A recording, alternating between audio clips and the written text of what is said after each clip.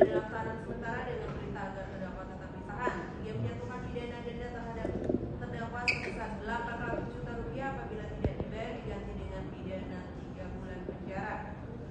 4. Meletakkan barang bukti berupa 3 buah plastik klip transparan berisi narkotika golongan 1 dalam bentuk obat tanaman atau sabu, berat tubuh 0,89, berat level 0,581 gram, satu kertas warna coklat berlakban warna hitam berisikan ganja, berat level sisa hasil elektrik 4,7654 gram, satu unit handphone merek Oppo warna warna hitam, handphone merek Samsung atau berwarna putih dirampas untuk dimusnahkan. 1 buah kartu ATM BCA paspor blue debit nomor 453 Bacaan tuntutan oleh jaksa. Jadi jaksa menuntut seorang Farisar M dengan tuntutan 6 tahun penjara. Bahwasanya fakta-fakta di persidangan sebelumnya Farisar M ini ternyata berdasarkan bukti dan saksi dia hanyalah sebagai pengguna yang kecanduan. Artinya dia korban dari narkotika jangka panjang, dalam bahasa lain akut, gitu kan. Nah, sebenarnya dalam konteks ini kami berpandangan sesuai dengan BNN menyatakan pengguna itu harusnya direhabilitasi, bukan dihukum penjara. Nah, ini roh seperti ini, marwah seperti ini yang kemudian kami adaptasi dalam pola pikir kami sebagai pengacara. Tapi harapan kami juga harusnya roh dari BNN ini kemudian hinggap ke kejaksaan, di mana jaksa kemudian melihat ini juga sebagai seorang pengguna yang harusnya ditolong, diselamatkan, direhabilitasi, bukan dituntut penjara.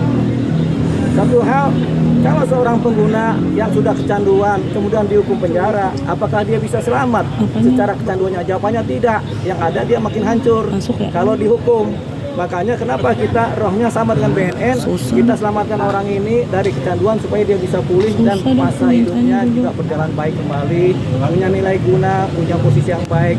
Tapi ternyata jaksa tetap menuntut 6 tahun penjara, di mana ini secara konvensional memang iya nggak apa-apa begitu, tapi kemudian ini nggak pakem karena tidak sesuai dengan roh yang sudah ada dalam kebijakan negara, yaitu diwakili oleh BNN yang menyatakan pengguna tidak layak dihukum tapi harus direhab untuk keselamatan pribadi dan jiwanya.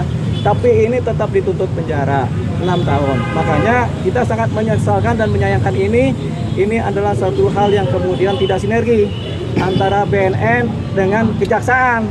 Nah, yang harus dirubah yang mana? Pola pikir ini dulu yang dirubah supaya kejaksaan jangan konvensional. Harus ada terobosan-terobosan progresif di mana merubah pola pikir juga dalam penuntutan. Jangan mengikuti pakem-pakem yang sudah konvensional, yang sudah usang.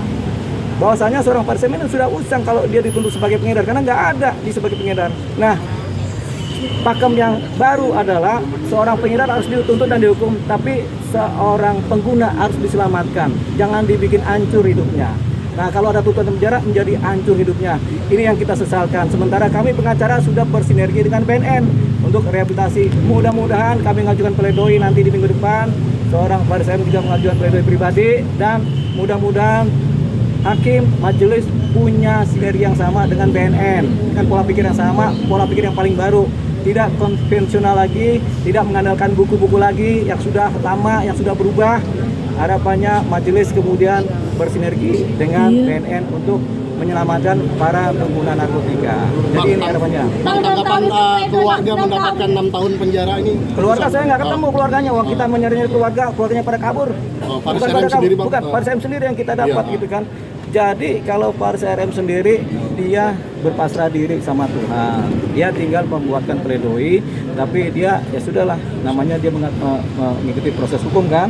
Jadi itu yang sedang kita rasa tadi komunikasi singkat tapi bermakna dia akan mengajukan pledoi.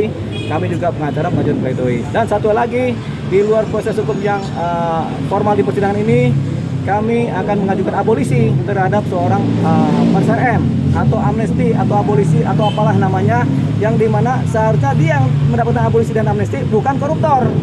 Kan kemarin kan dapat abolisi amnesti dan koruptor, nggak tahu dasarnya apa, kita juga nggak tahu, tapi mereka dalam perkara korupsi kan, tapi dapat abolisi dan amnesti. Makanya kita yang harusnya dapat amnesti abolisi sebenarnya orang-orang seperti Farisar M ini sebagai korban, sebagai pengguna narkotika, itu harus diabolisi. Makanya kita mengajukan surat permohonan abolisi kepada Presiden Prabowo Subianto supaya inilah harusnya polisi, bukan koruptor. Kalau koruptor itu rasa kadang kita hancur. Orang korupsi kok dia kasih abolisi sama amnesti, dasarnya apa? Itu saya juga masih heran. Tapi untuk ini persoalan Farisar M kita ajukan abolisi supaya bermakna. Berarti menyurati presiden itu. Ya, sudah. Kapan bang? Kapan menyurati presiden?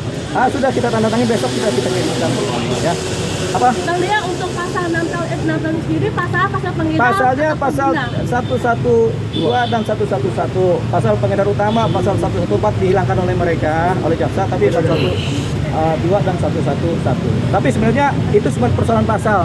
Yang paling penting roh atau kejiwaan dari perubahan pola pikir kita, di mana pengguna itu harus diselamatkan, bukan dibunuh atau dihukum. Itu rohnya. BNN sudah punya roh itu, kami juga sudah punya roh itu, tapi jaksa belum ternyata. Tinggal kita tunggu majelis hakim rohnya seperti apa. Mudah-mudahan majelis hakim rohnya juga sudah sinergi dengan pihak BNN. Oke, makasih. Nanti minggu depan agendanya Hah? Minggu depan Pledoi. ya bang ya. Bang, berapa persen nih bang keyakinan mendapatkan respon surat balasan dari presiden? Dari presiden, mana kita tahu.